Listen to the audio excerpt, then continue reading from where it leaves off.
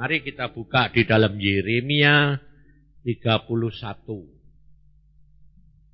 Yeremia 31 ayat yang ke-27 mulai.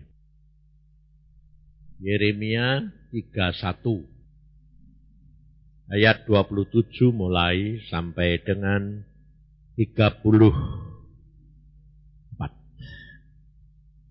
Sesungguhnya waktunya akan datang. Demikianlah firman Tuhan. Bahwa aku akan melimpahi kaum Israel dan kaum Yehuda dengan benih manusia dan benih hewan. Maka seperti tadinya aku berjaga-jaga atas mereka untuk mencabut dan merobohkan, untuk meruntuhkan dan membinasakan, dan mencelakakan. Demikianlah juga aku akan berjaga-jaga atas mereka untuk membangun dan menanam. Demikianlah firman Tuhan.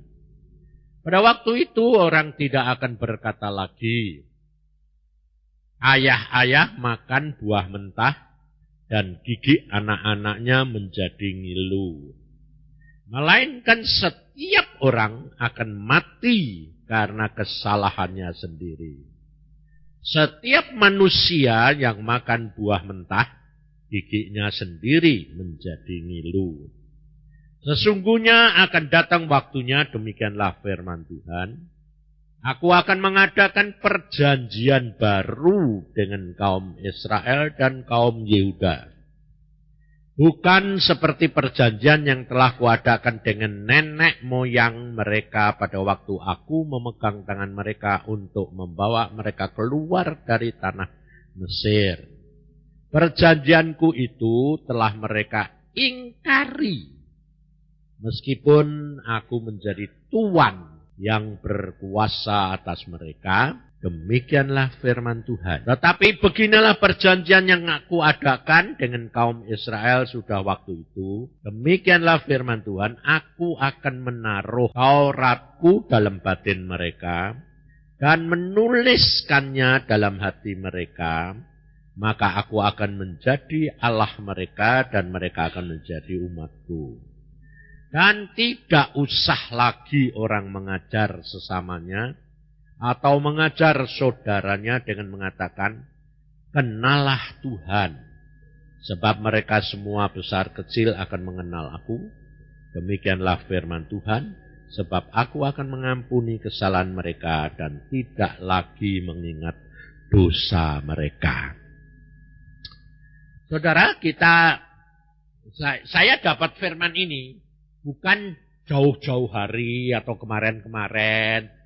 Saya itu terus terang sudah jarang sekali untuk membawa firman secara biasa.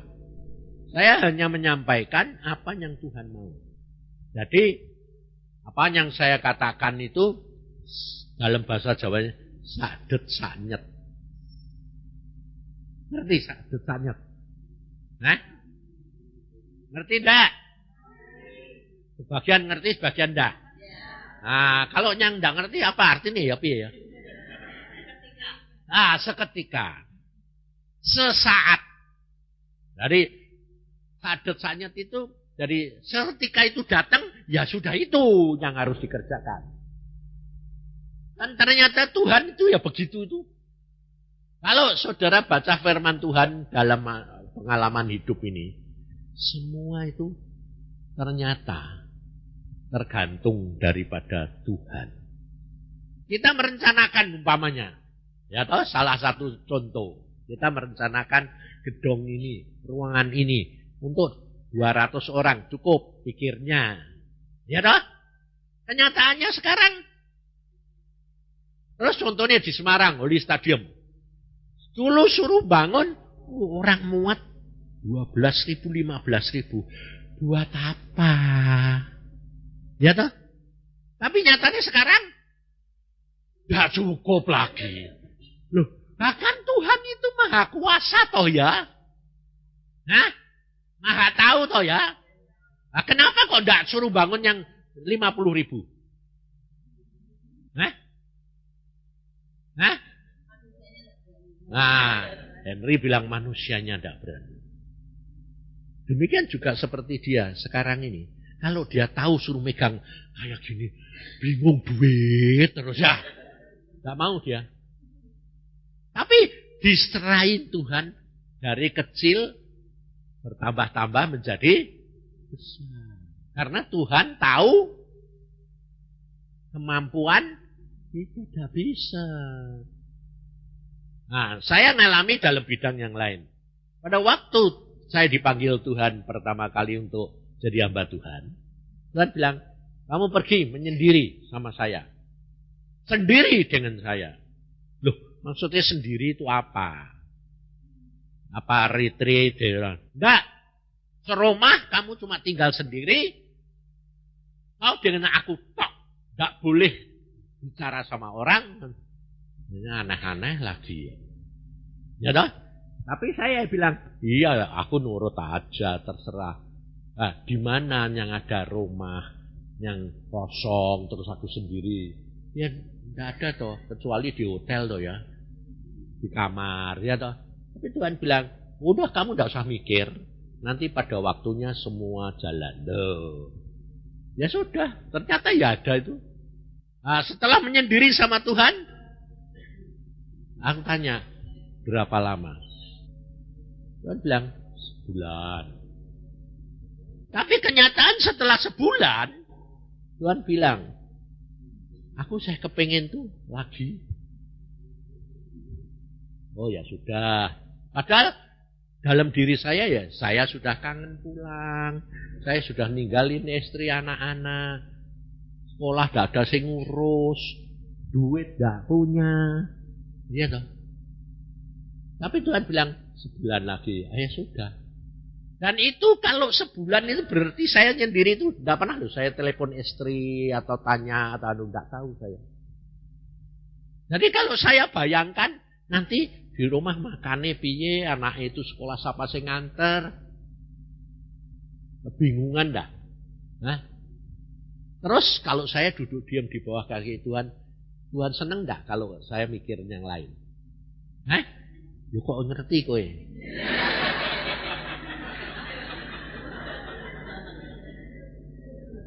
Loh, ngerti enggak? Tapi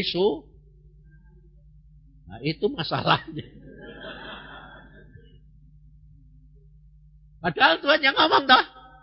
Jangan kamu bertuankan Allah dan ngerti toh? Tapi kamu selama ini bisa enggak tidak bertuankan dia? Bisa. Berapa lama? Sesaat. Betul tak? Hah? Kadang-kadang rontok lagi toh? Nah, karena apa? Lu kok rontok kenapa? Kepepet. Jadi berbuat dosa, ya toh? Tapi untungnya tadi kamu nyanyi, Tuhan itu yang tidak setia siapa? Kok kita aku loh. Oh, susah. Oh, itu tandanya bahwa aku itu maunya apa? Iman rombongan. Sebab apa? Rame-rame kan lumayan. Nah, aku susah, ya toh. Padahal kekristenan itu ngerti lagi. Kalau sendiri-sendiri, ya toh. Makanya itu jangan kamu kira gampang. Kalau saya katakan sadet saknyet, terus kemudian gelinding wae. Itu bukan hal yang kelihatannya gampang, susah. Nah, tapi kok Pak Yusaisa setelah ngalami semua selama dari kecil sampai sekarang umurnya 72 baru ngalami Tuhan memang gak bisa. Untuk bisa masuk surga aja satu anugerah. Untuk kita merubah karakter itu saja tidak mampu. Watak kita itu sudah terlalu jelek. Iya toh? Terlalu jelek. Dan dosa ukurannya Tuhan itu bukan ukuran kita. Jadi kita itu sampai sekarang pun, saya pun tetap berbuat dosa. Jangan kira, kalau itu saya kudus. Bisa kudus, tapi sesaat. Ngerti tidak? Nah, makanya Tuhan itu setianya itu di situ. Tapi jangan lalu kamu memanfaatkan. Memanfaatkannya, kan Tuhan setia. Jadi aku berbuat dosa juga diampuni. Jadi lalu kamu setiap hari berbuat bakalnya masuk. Nah, kenapa? Kan Tuhan setia, penuh pengampunan. Kenapa? Kok Tuhan membiarkan orang-orang itu banyak yang masuk neraka? Ayo. Kan Tuhan kasih. Dan juga hamba-hamba Tuhan, yang namanya hamba-hamba Tuhan, lebih banyak masuk neraka daripada masuk surga.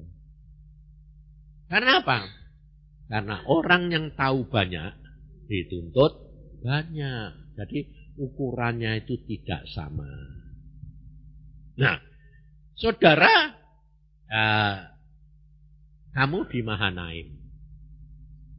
Kamu kan tahu Mahanaim ini dulu bangunnya kayak apa. Jadi dari apa?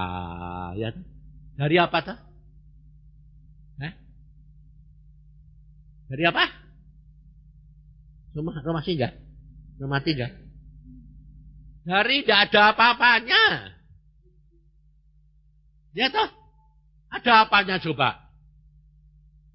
Wong mulainya itu, ini tuh malah disuruh apa? Anak ke anak yang luka, pemulung, jalan di rumah depan dia, terus Tuhan bilang, itu loh, itu kalau anakmu bagaimana? Suruh ngerawat kakinya pemulung yang luka, suruh balut, suruh merawat. Itu mulainya itu di situ. Jadi kayak begini. Siapa yang percaya? Jadi kalau saudara ternyata masuknya di tengah-tengah. Ini Mahanaim ini setengah ini. Karena masih ya toh. Masih sebab Henry tadi bilang, wah ruangan sekarang ini untuk pegawai, untuk staf, untuk pengerja tidak cukup om. Nah, terus mau bangun yang berapa? Yang 1000. Apa nanti itu cukup? Belum tentu. Ya toh? Maka dari itu, apa yang harus kita lakukan? Dan sikap hati yang bagaimana? Yang Tuhan mau. Supaya saudara itu bisa menyelesaikan bagianmu. Ngerti tidak? Sebab kalau kamu angan-angannya terlalu tinggi, nah kalau kamu tidak punya jatah di situ mau apa? Buat apa? Karena apa? Karena sifat manusia ini tidak pernah puas dengan apa yang ada. Ini sudah dibuat begitu. Ayo, kalau saya bilang sudah dibuat begitu, bukan Tuhan menghendaki kamu begitu. Karena di dalam diri kita sudah ada watake setan. Di samping watak Tuhan, watak setan. Setelah manusia jatuh dalam dosa, maka itu sudah ada di dalam diri kita. Sehingga hidup kita ini Tuhan tahu. Di dalam dirimu ini watak setan sama watak Tuhan banyak mana. Jujur. Padahal kamu diciptakan, dibentuk menurut gambar dan sifat dan rupanya Tuhan. Tapi ternyata isinya di dalam jiwa, di dalam daging ini bahannya dimasukin bahannya setan. Watak setan, perangai setan gitu loh. Nah, sekarang kita sudah jadi begini. Nah, tapi sikap kamu tidak boleh lalu begini. Aku memang sudah dijadikan begini kok. Dari sononya begini kok. Nah, jadi kamu bisa berubah enggak? Kalau kamu punya sikap begitu. Enggak bakal bisa berubah. Karena kalau kamu ngomong begitu, itu berarti apa? Kamu sudah menetapkan langkahmu sendiri. Ngerti tidak? Nggak bakal bisa berubah. Tetapi jikalau kamu, ngerti tidak? Kamu sadar punya watak kayak begitu, jelek, setan. Tetapi kamu mengakui, lalu kamu datang kepada Yesus, dan dengan tuntunan Roh Kudus, kamu bisa diubah. Yang tidak ada menjadi ada. Dari maut menjadi kehidupan. Nah, ini kerap kali pikiran kita ini membatasi. Membatasinya piye? Tidak isalah. Nah, padahal Alkitab sudah ngomong, apa yang kamu ucapkan itu adalah yang membawa celaka. Karena Alkitab berkata, mati hidup manusia tergantung lidah. Nah, lidah itu daging atau roh? Daging. Maka dari itu. Padahal kita bisa masuk surga hanya karena anugerah roh. Makanya kita ini susah, saudara. Maka dari itu kita harus tahu, punya sikap. Nah, bagaimana supaya kita ini bisa menanggapi itu dan menerima itu? Kalau sikapmu adalah rendah hati, menyadari kekurangan kamu, mengetahui dan mengakui keberadaan Allahmu yang begitu luar biasa, sehingga kamu selalu membutuhkan Dia. Saya terus terang jujur, saudara. Semalam itu saya mikirkan, saya diundang ini buat apa sih? Ngapain sih? Biarpun dia anakku dewek, aku orangnya tidak peduli kok. Bab statusku hamba Tuhan. Lain dia memanggil saya sebagai ayahnya, ngerti ya? Beda. Tapi kalau dia manggil saya, itu ngasih kerjaan atau masih mensupport atau mau menyenangkan saya. Itu panggil papa. Kalau Pak, ayo datang Pak. Yuk kita seneng-seneng. Lah beda. Tapi dia manggil, Pak kamu datang sini. Ngapain? Udahlah tulungin gini-gini. Ngasih kerjaan atau ngasih...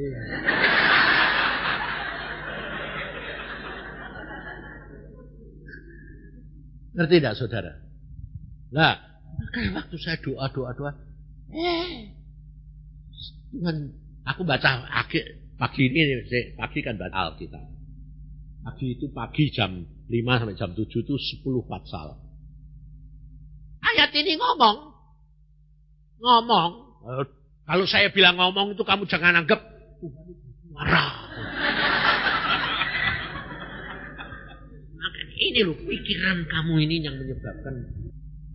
Karena dengan kamu mengatakan, oh Tuhan itu Bapak Yusa itu enak bersuara. Ya mbakku kok tidak ngomong. Itu kurang ajar. Itu berarti menyalahkan Tuhan. Nah, tidak boleh. Sebab kata-kata saya mending ngomong, itu belum tentu Tuhan bersuara. Tapi baca Alkitab ini muncul dewek. Loh, ayat ini kok ngomong. Kamu memberikan pengertian. Oh, gitu. Nah, sudah. Jadi, saya tahu, mengenal, karena banyak ngalami. Lalu saya bilang, oh engkau mau firman ini yang harus disampaikan. Ya sudah. Gelinding. Orang ngerti, aku ya gak ngerti. Lah buat apa sih? Ya tuh. Tapi Tuhan memberikan ini semua karena apa? Dia tahu keadaan kamu itu persis kayak gini. Sebetulnya Tuhan itu datang mau merobohkan, mau menghancurkan. Karena apa? Kalau lihat watak kita satu-satu. Tidak ada satu sing baik. Dari pimpinan sampai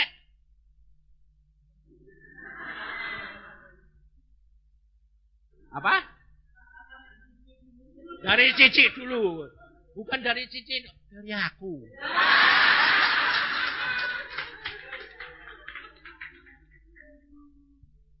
Kenapa? Aku nyadari. Nah, watak dia itu 90% watakku.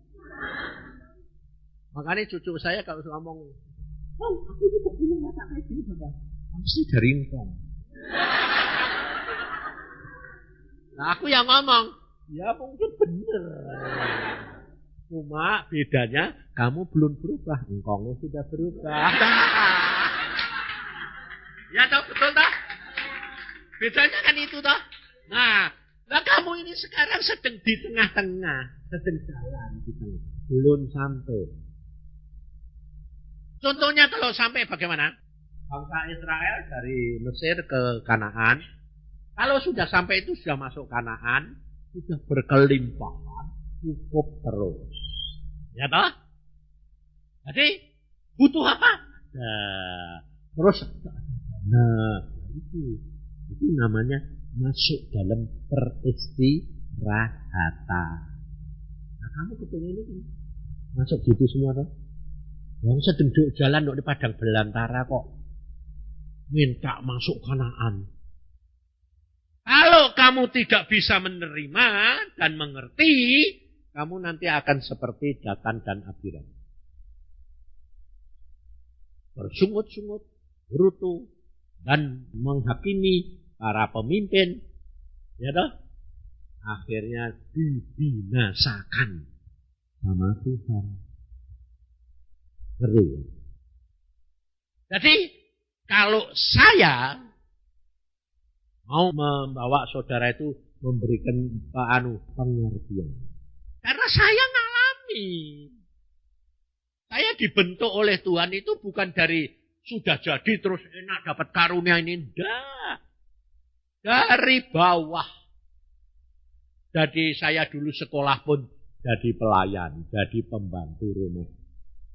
Meskipun dikatakan saya mau disekolahkan sama om saya. Tapi tidak dikasih duit. Tidak dikasih jajan. Hanya dikasih rumah, nanti tempat tinggal dan makan. Pulang sekolah, mesti nimbang kapuk, nimbang kacang. Nanti sore harus disuruh beli roti, beli apa, suruh pergi sana. Tapi di dalam kehidupan kayak gitu, itu memang ngeri-ngeri sedep. Bengkel saya sama siapa? Anak perempuan nih. Karena si anak perempuan ini memanfaatkan saya. Coba bayangin, kalau tidak dimanfaatkan apa? Kalau dia kepengen berenang, dia bilang, aku mau berenang. Nah terus, Osin suruh nganter. Nah, kalau nganter itu diantar ke mobil ya lumayan. Suruh gonteng sepeda.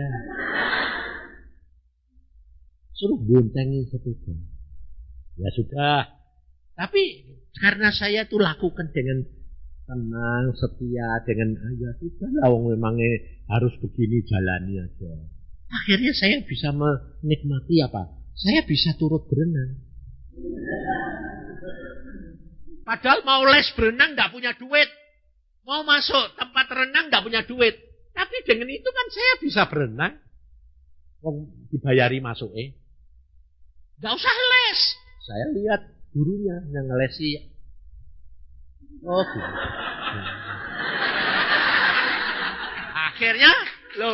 Akhirnya saya jadi jago renang. Ngerti. Masalah itu hanya karena bisa nerima. Kalau saya jengkel terus, saya bisa enggak? Saya enggak bisa. Itu salah satu yang enak. Yang enggak enak, dia kerap kali pergi ke tempat temannya naik sepeda. Ya sendiri naik sepeda ke tempat teman yang jauh. Pulang dari sekolah, sepedanya ditinggal minta diantar mobil. Barebar pagi mau sekolah naik sepeda. Jam 5 saya harus dibangunkan. Untuk apa? Ngambil sepeda dia. Bayangin saudara. Nah saya ngambil itu bersih. Aku naik sepeda dewek. Berarti gandeng. Itu baru satu. Ayo, jengkel enggak? Terus? Marah enggak? Lah. Tapi saya terima dengan senang hati. Nah, yang lebih parah lagi, nakalnya itu ini perempuan. Dia kadang-kadang pergi berenang, ya pergi sama teman-teman naik sepeda gitu. Pulangnya minta digonceng sambil saya nyimpen sepedanya. Coba. Dia bilang, aku capek gonceng. Loh, lah gonceng sepedamu piye? Ya tuntun toh. Bayangin saudara. Tapi saya kok ya bisa. Ya sudahlah, harus mau apa. Memang sedang diproses. Ya gitu, enggak apa-apa. Tapi pada waktu itu saya enggak tahu kalau itu proses. Taunya ya nasib.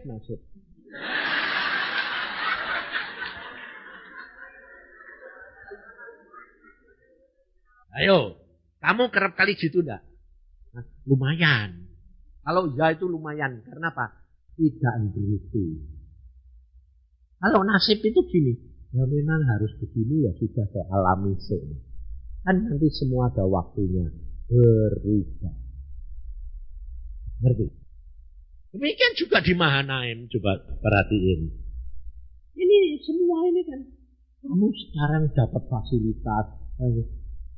Tapi kalau kamu lihat. Ya bisa bangun gedung. Bisa ini. Bisa pergi ke sini. Ya di sana bisa. Kenapa aku di hati sini? Itu gerutu apa nasib? Nah terus, kalau gerutu kamu dapat apa? Tidak dapat apa-apa. Dan Tuhan tidak. Karena Mahanaim ini bukan pekerjaan manusia. Ini milik Tuhan. Terus terang jujur saudara. Saya waktu dulu Tuhan bilang, kamu ngurusi pemulung. Tidak mau. Tidak mau. Saya bilang, tidak mau Tuhan. Satu izin. Sekarang mau kasih izin. Kan itu, karena kamu tidak mau. Ya sudah, anakmu yang menikmati. Tapi kenapa saya suruh lihat? Kalau orang Israel yang dari Kanaan Kanung Gerutu, terus tidak mau. Akhirnya mati di tengah jalan. Tapi untungnya aku tidak mati. Nah, ini yang saya ingin sampaikan. Supaya saudara itu supaya sampai bagaimana supaya sampai. Meskipun tidak mau. Tapi bisa sampai. Karena hampir semua orang mau ke surga. Tapi malah justru tidak. Kenapa? Karena maunya menurut, jalannya menurut pikirannya sendiri, tidak menurut Tuhan. Maka dari itu, untuk ini engkau tuh harus berubah. Cara berpikir dan sikap hati. Jangan lihat orang lain. Tapi lihatlah bahwa kamu mengerjakan semua ini hanya karena anugerah Tuhan. Hanya karena kamu terpilih, kamu dipanggil. Selesaikan bagianmu, jangan ngurusi orang lain. Artinya maksudnya, jangan ngurusi itu contohnya. Kamu di bagian apa? Pendidikan. Yang sini bagian apa? Bisnis. Yang sini bagian apa? Perawatan. Atau pembangunan. Maksud saya jangan ngurusi yang sana itu bukan berarti lalu aku mesti fokus pada ini. Tidak tahu kamu mau urusan kamu sendiri. Tidak boleh. Tidak bolehnya kenapa? Karena bagaimanapun juga kamu ini anggota tubuh Mahanaim. Tangan, kaki, kepala, hidung, mata. Lah ini kalau mata, hidung, kaki maunya dewek-dewek ya ora iso to. Ini kan leher saya kebalik di atas. Ya tuh. Ini kenyataan tidak bisa. Memang kita fokus kepada satu bagian kita, tapi kita tidak bisa melupakan bahwa kita bagian dari tubuh Mahanaim. Makanya Henry kemarin gak mengeluh sama saya. Saya bingung Pak. Bingung ini apa? Kalau dulu kan duit aku sing mengelola ini. Jadi ini bagian ini, bagian ini, bagian ini. Sekarang kalau orang memberi, itu kok ngasih tahu. Ini khusus untuk pembangunan.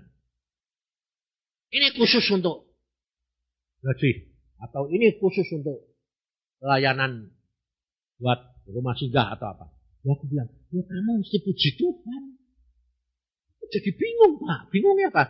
Yang tidak dapat bagian, itu lalu desek terus. Ya saya desek-desek kok tidak nodong toh ya. Masa kamu didatangi pakai pistol, beri duit. Kan enggak toh? Belum pernah ada toh? Atau karena pemulung tukang nodong. Jadi rohnya itu nempel. Kan enggak toh? Jadi kamu malah ngucap syukur. Saya bilang. Lu ngucap syukurnya kenapa? Tuhan sudah ngarahkan. Nah terus yang dapat bagian B. Justru itu buat pelajaran. Bagian itu kurang menyenangkan hatinya Tuhan. Sebab Tuhan sudah berkata, kalau kamu menyenangkan hatimu Tuhan, maka musuhmu digerakkan. Dan orang digerakkan untuk berkemurahan, belas kasihan. Gitulah. Terus aku didesak terus marah. Aku bilang, jengkel. Ya, jengkel kamu dosa. Salah. Aku bilang gitu. Jangan mau bodoh. Nah, karena aku yang susah. Susahnya kenapa? Karena mbak pikir itu. Kenapa sih mbak pikir mau kerjaan Tuhan? Kamu hanya melakukan bagian yang Tuhan perintahkan. Sudah. Kamu jadi bendara. Ya wes, terima wae. Salurkan Tuhan ini. Tapi kamu juga harus banyak sembahyang. Kurang sembahyang. Coba rasain lu. Nggak bisa tidur gue. Sebab kita itu kerap kali susah untuk setia. Ini yang menjadi masalah. Di tengah jalan berubah. Sebab kita tidak bisa tidak berbuat dosa. Itu masalahnya. Dan kita punya kelemahan ini banyak. Dan ternyata saudara, semuanya itu sama. Hamba Tuhan sama. Kamu kerja sekuler ya sama. Ternyata semua sama. Masalahnya sama. Hidup dengan Tuhan itu harus di dalam perjalanan dari Mesir ke Kanaan.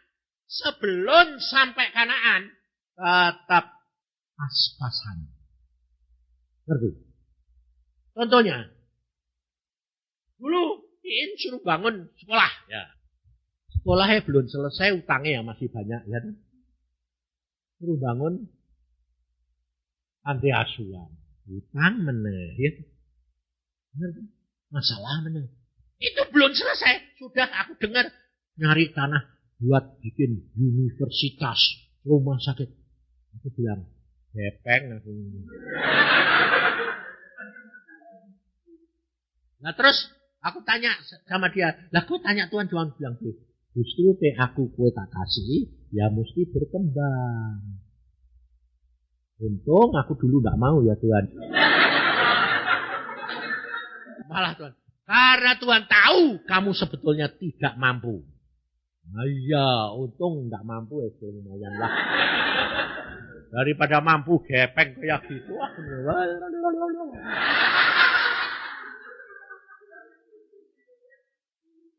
Nah, hal seperti itu kok ya ternyata membuat saya itu bisa gini.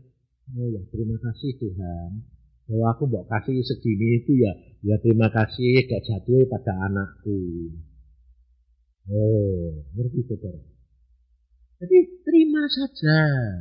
Kalau kamu memang contohnya gini. Kalau memang cuma segitu ya sudah lah wis piye. Oh, apa? Saya ini dia disuruh bikin itu. Nah, uangnya dari mana? Tuhan toh. Tapi Tuhan tidak ngasih piye. Ayo. Makanya dia pernah ngomong sama saya, Pak, ini piye Pak? Bingung. Ini belum sekolah ini belum jadi. Ya pusing Pak aku. Pusingnya kenapa? Nah ini piye butuh duit tapi tidak ada. Nanti kan ribut. Aku nih. Nah, kowe pusing toh. Terus kowe gak bisa tidur toh. Iya. Terus kowe akhirnya piye? Ada sanggup Tuhan. Ayo toh. Ya ngomong wae mbek Tuhan. Nah, terus piye nanti tidak kasih duit? Ya tutup saya. Loh, kok ditutup ngono itu piye? Loh, itu wae Tuhan apa wae-mu? Wae Tuhan. Nah, ya wis toh. Tuhan dia ora ngasih duit ya wis. Loh, lah ya toh. Loh, bener dah. Contohnya kayak aku sekarang. Sudah tidak khotbah kemana-mana. Lah istriku tanya gini. Itu kok tidak khotbah? Nah, kita berkata. Lembu itu dapat makan karena dia kerja. Iya, aku bilang itu. Nah ya, kok tidak kerja? Ya, secara manusia memang aku itu tidak kerja. Nongkrong di rumah baca Alkitab, berdoa, baca. Nah, aku langsung lapor Tuhan. Tuhan, aku ini kerja apa ora? Ya sangkai kamu menurut aku itu tidak kerja. Kamu melakukan firmanku itu bekerja, betul tidak? Sudah, ini contohnya Tuhan bilang. Aku jadi rojo, tapi aku punya sahabat. Sahabatku ini kerja apa? Dia bilang, ya cuma tak ngomong-ngomong mas. Nah ya sudah, tapi tak jamin tak hidupnya. Jamin. Nah, ya sudah. Oh gitu. Jadi maksudnya itu aku sekarang gak angkat jadi sahabat. Iya. Jadi jangan mengangkat diri jadi sahabat.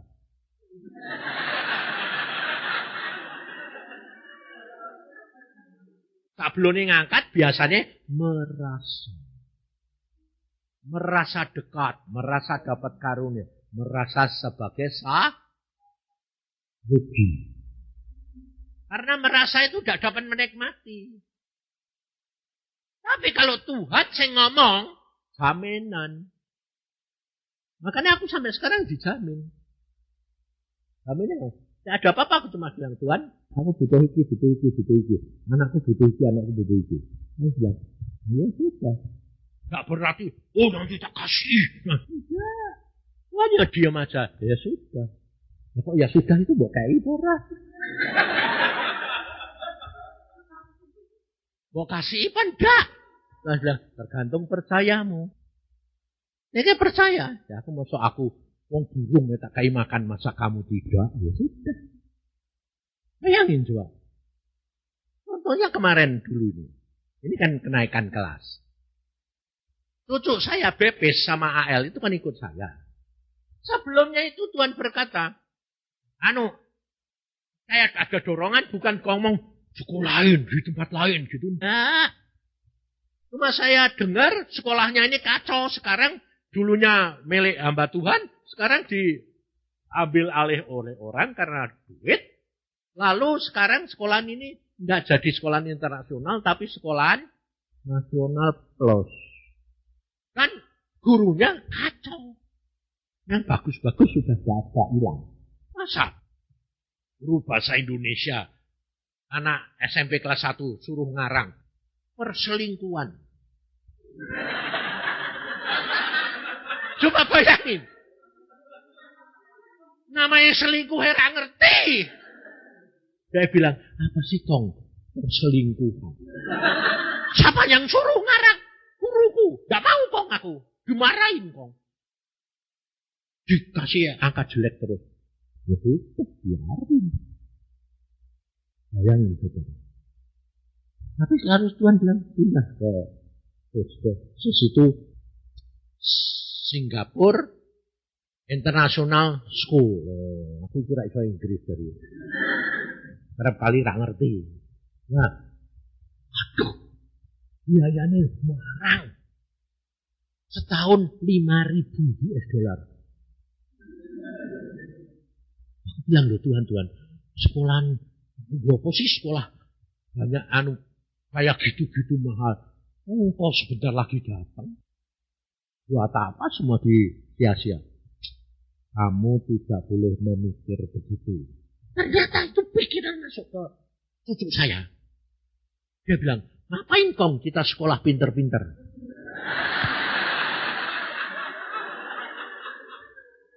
Wong sebentar lagi Tuhan sudah mau datang. Aku bilang, tak boleh. Demikian juga, ngapain kamu bikin gedung kayak gini? Bare-bar ditinggal. Betul tak? Ngapain tak boleh? Kamu harus punya pikiran, justru waktunya sudah singkat, kamu diberi kesempatan Tuhan untuk mengerjakan pekerjaan Tuhan dalam waktu yang pendek, dan semua tinggal. Tapi kamu dapat menyelesaikan bagian jatahmu.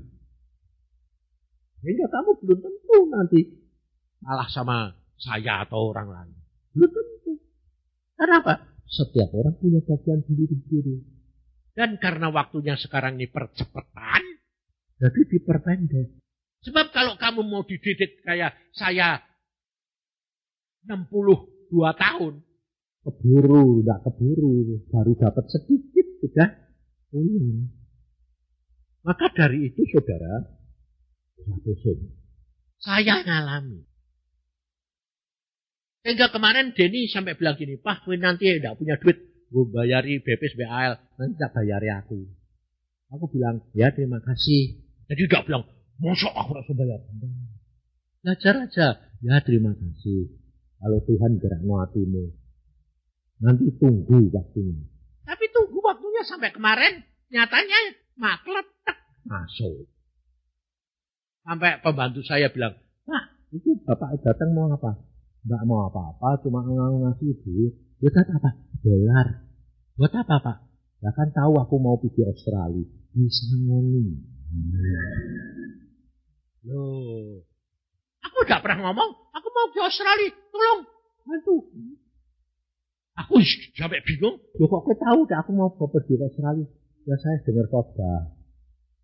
Mau titip sangu loh. Ya ngasihnya juga enggak. Wah, tak bantu Pak ora. Aku titip sangu. Titip tau deh.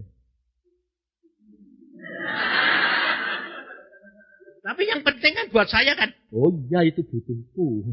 Betul enggak? Itu caranya kerja Tuhan. Demikian juga pada waktu saya jadi pegawai negeri ke Irian, saudara tahu. Saudara kan tahu. Gaji dokter di Irian 5 hari dimakan habis. Loh bukan setengah bulan loh. 5 hari habis. Aku bilang Tuhan, aku ini mau kirim mau Irian. Gaji 5 hari habis. Lah terus sisanya aku makan apa? Tuhan enggak bilang, jangan takut, nanti aku enggak. Aku mau terima apa enggak? Oh terima. Wong kau yang nyuruh. Ayo sudah. Jalani aja. Ya sudah. Sampai saya tidak berani bawa istri dan anak-anak saya. Nah, tinggal. Nah, Jepara. Saya pergi sendiri. 6 bulan. Kenapa?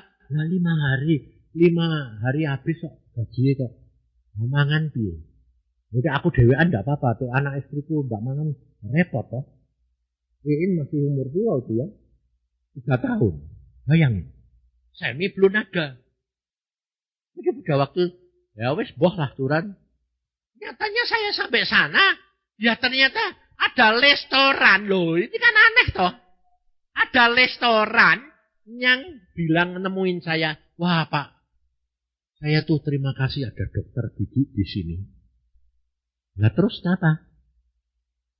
Karena sudah 5 tahun tidak ada dokter gigi Pak. Sehingga keluarga saya tidak ada yang ngurus. Gigi-giginya rusak semua.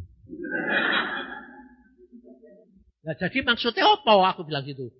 Kan Bapak kerja di pemerintah. Kan kalau di pemerintah kan bayarannya sedikit. Jadi saya minta Bapak nolong merawat keluarga saya. Nanti makannya Bapak tiap bulan saya yang nanggung. Ya tidak bayar. Karena tidak boleh terima duit toh.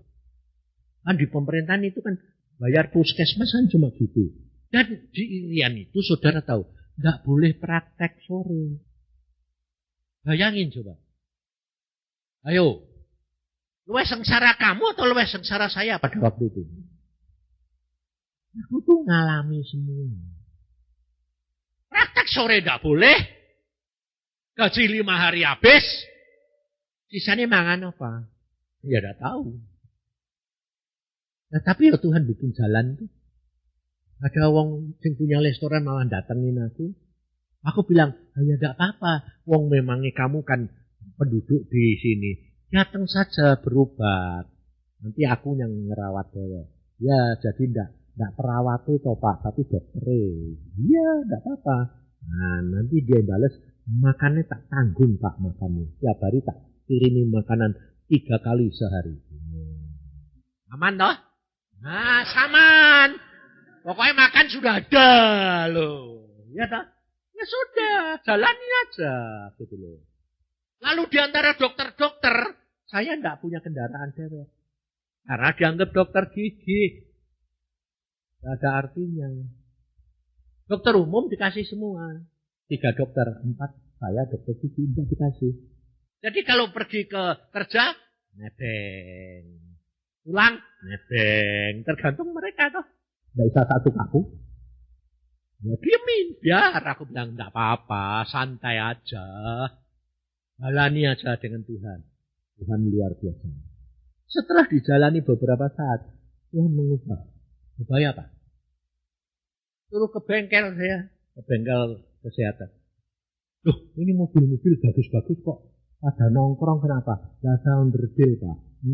Dokter tidak ada onderdil ini. Oh, aku memang bisa mesin sedikit dan coba lihat ini. Bagaimana kalau saya datang ke onderdil? Wah, kalau dokter bisa ambil saja mobilnya. Tapi kan tidak bisa. Lalu saya bertindak. Sama si kepala dinasnya. Pak, kok mobil kok banyak di sana sih Pak? Dapat nongkrong semua. Saya onderdil. Bagaimana Pak? Kalau saya bisa datangi onderdil, terus salah satu bisa saya pakai. Oh, silahkan. Itu sudah satu keuntungan bagi kami. Nah, saya tinggal pesen onderdilnya datang sana, tak tempel, aku tak pilih, wah mobil ini apa. Saya senang, wah ini Land Cruiser bagus itu. Tak beli karena cuma karburator. Dia tempelnya jalan. Nah, dia pakai mobil dorot-dorot, aku pakai mobil Land Cruiser. Oh. Caranya Tuhan itu kan nggak bisa. Kalau saudara sendiri yang kepengen ini merasa dia malah tidak diberi. Karena tinggi hati, sombong. Tapi kalau kamu merendah hati, jalankan bagianmu, Tuhan nanti akan mencukupimu. Sehingga saudara tahu, saya justru di sana bukan kepala dinas, dokter gigi tidak punya apa-apa. Malah kepala dinas kesehatan di Jayapura, kalau datang dia lihat, kalau kerja kata, malah saya yang akhirnya diangkat jadi kepala dinas. Sehingga dokter spesialis guruku, yang ternyata di sana juga jadi kepala rumah sakit, dokter bedah, guru marah sama saya. Kenapa tidak saya yang diangkat? Kenapa kok dokter gigi? Karena bilang, itu keputusan kami.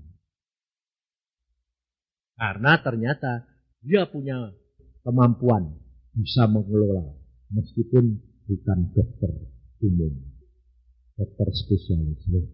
Kan bisa ngerti tidak?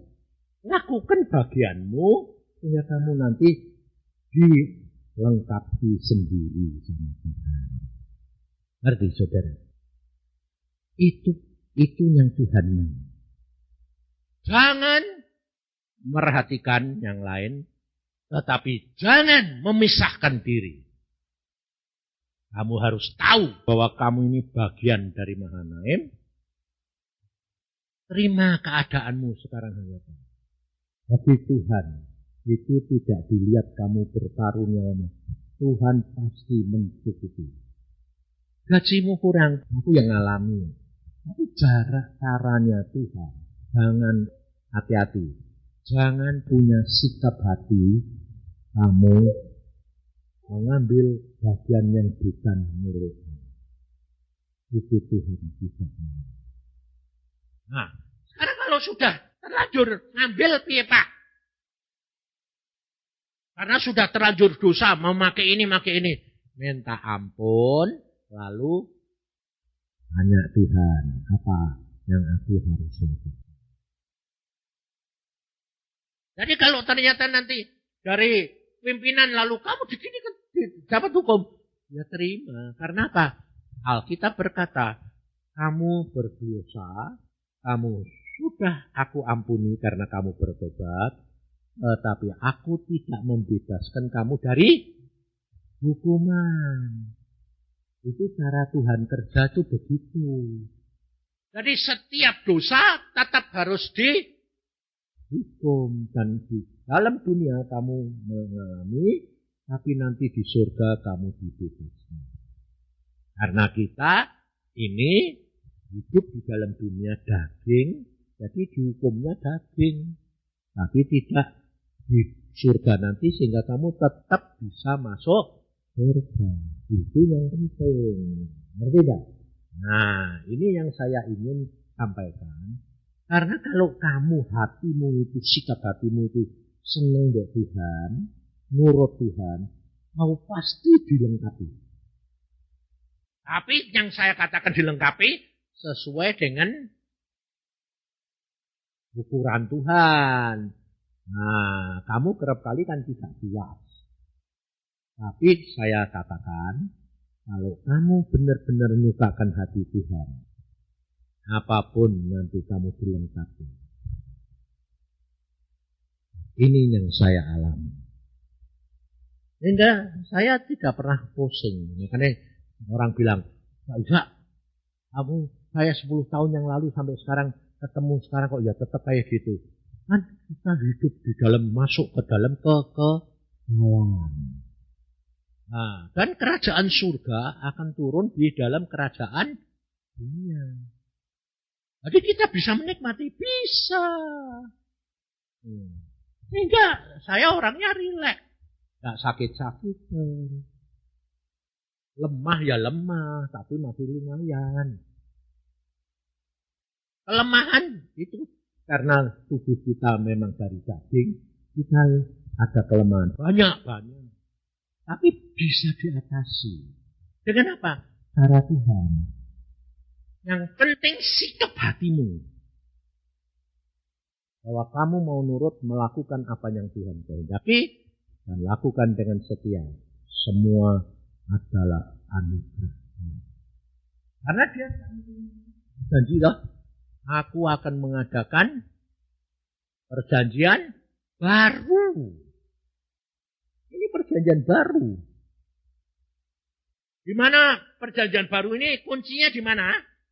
Kamu diberi hati yang mengenal Tuhan.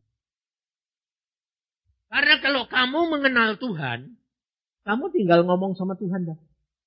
Segala sesuatu jujur. Makanya itu saya ajar kamu mulai sekarang.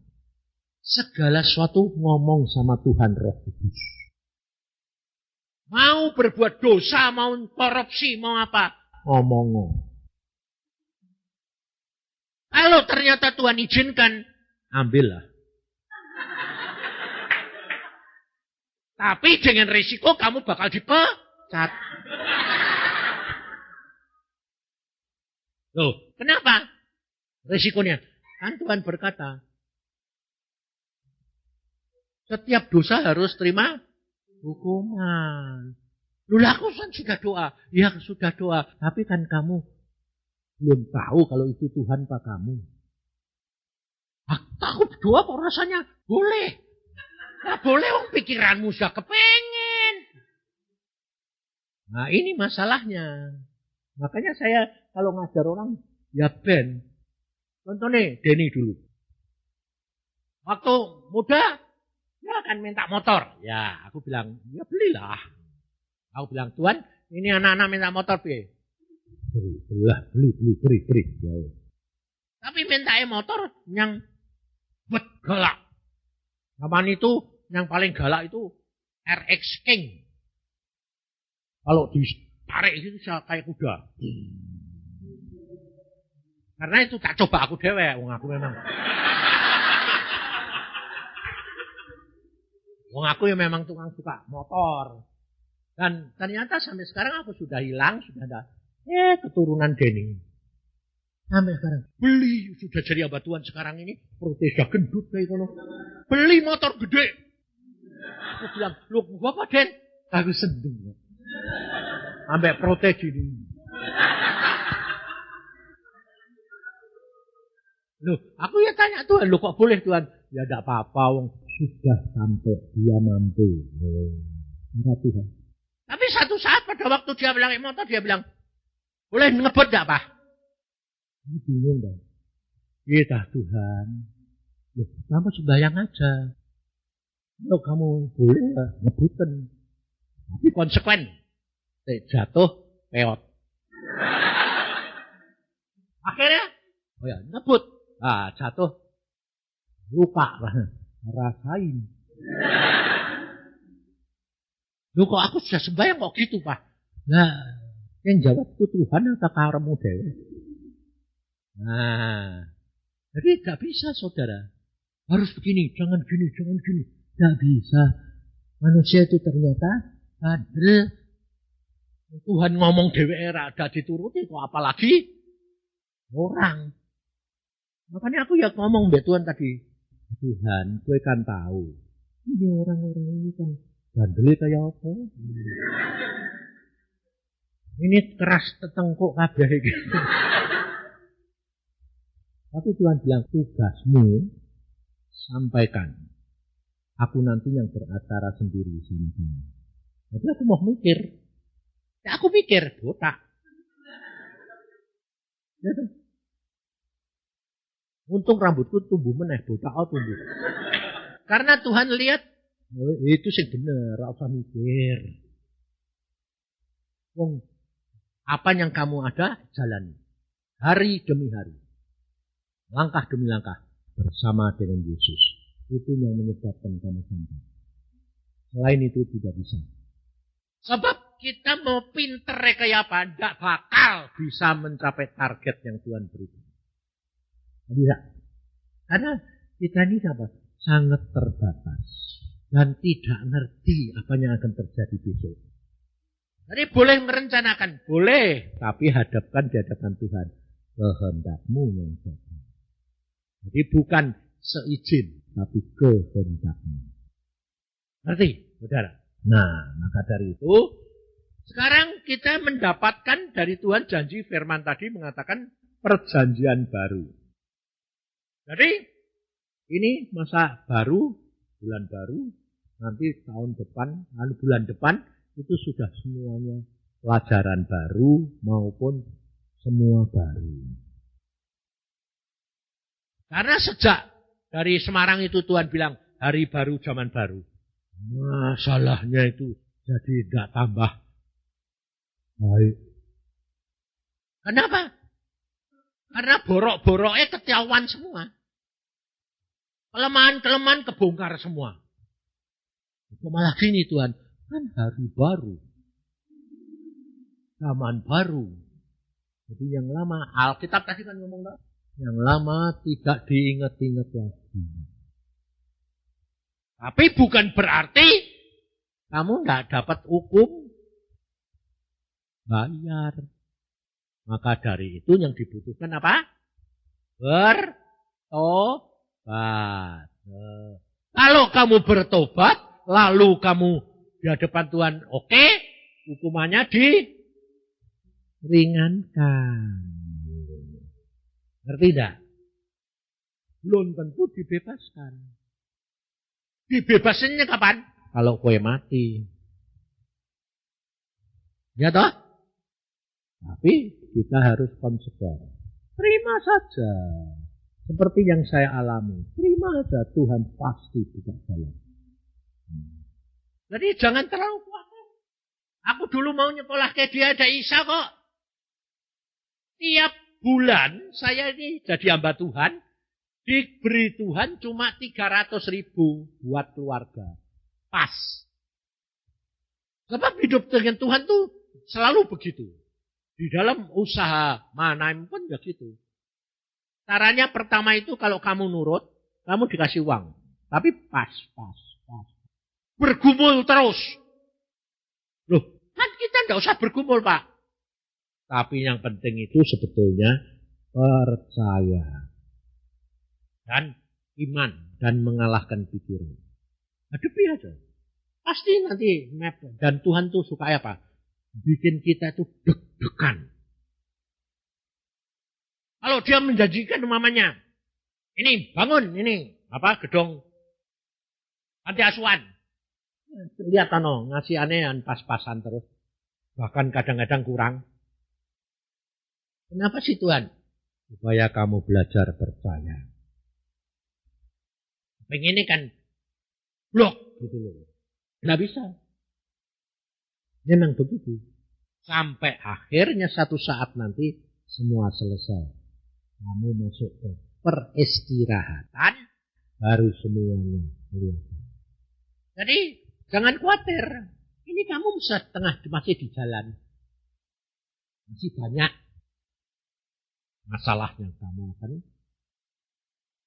Jadi siap-siap untuk menghadapi semua. Tidak usah takut. Jalan dengan Tuhan. Hari demi hari. Semua hadapi.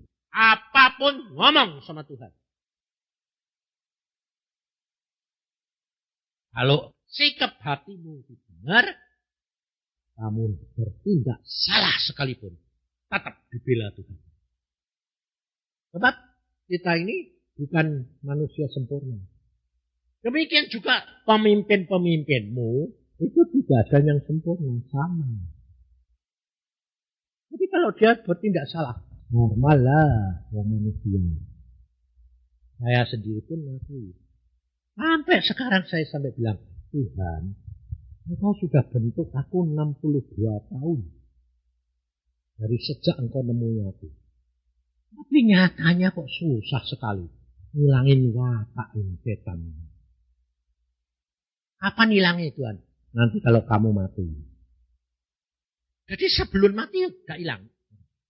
Nah terus bagaimana? Berkurang. Jadi contohnya mata duitan. Dulu kepengen. Jadi kurang. Jadi hilang. Mata keranjang. Lama-lama jadi hilang. Terus sombong. Lama-lama jadi berkurang. Padahal kita kepengennya apa? Karena aku sudah bertobat. Hidup baru semua. Bisa. Sesaat. Hari itu balik meneh. Nyentel meneh. Kalau kamu tidak buang, ya nyentel terus. Lalu bertelur. Bersarang, bertelur, beranak. Susah. Kamu harus tolak terus. Sampai dia tidak bakal datang lagi. Kapan bisa? Kalau kamu sudah. Dan ini terus terang saudara. Contohnya, belakangan ini. Iin dapat mimpi. Rifka dapat mimpi. Ada orang Surabaya dapat mimpi. Bukan mimpi, dapat penglihatan jelas. Waktu kue dah Surabaya dulu. Ada kereta Elia datang. Aduh, itu belum pernah lihat penglihatan loh Pak. Baru sekali ini.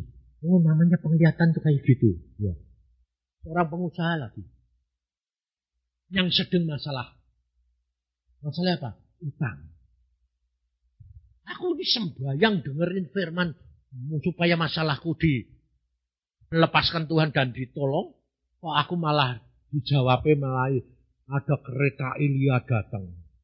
Waktu sampai di bawah, lihat. Loh, kok ada peti mati. Dalam keretanya ada peti mati. Waktu matanya dia lihat, dalamnya siapa? Yusak mati. Oh, jadi, Pak Yusak, kamu mau pulang?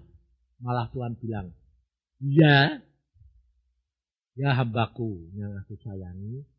Sebentar lagi, aku akan jemput dia. Aku bilang, lah kok sing dijemput kok peti mati?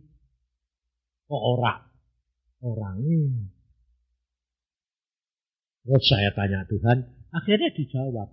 Enggak langsung tanya terus dapat jawaban. Jawabannya setelah beberapa lama melalui hamba Tuhan yang lain. Jadi jangan nyerah gitu terus karena kamu sudah peka, kamu dapat karunia, terus harus sendiri. Kamu belajar rendah hati, Tuhan bisa pakai siapa saja. Bilang, oh peti mati itu dagingmu mati. Jadi seperti kata Paulus, hidupku bukan aku lagi, tapi Kristus yang hidup di dalam aku. Aku sudah mati, tapi hidupku milik Kristus. Oh maksudmu gitu, ya sudahlah. Kita copot ini, matiin semua kelemahan-kelemahan. Lalu saya tanya, kok enggak mau mati-matiin? Belum waktunya. Serahin Tuhan yang punya jalan. Nanti waktunya tak semua beres. Jadi jangan kaget. Lalu sampai kapan? Saya tidak tahu. Saya pun enggak pernah pusing gini. Bapak mau mati dulu. Cucu lebih-lebih. Jangan berangkat dulu. Tungguin kita dong.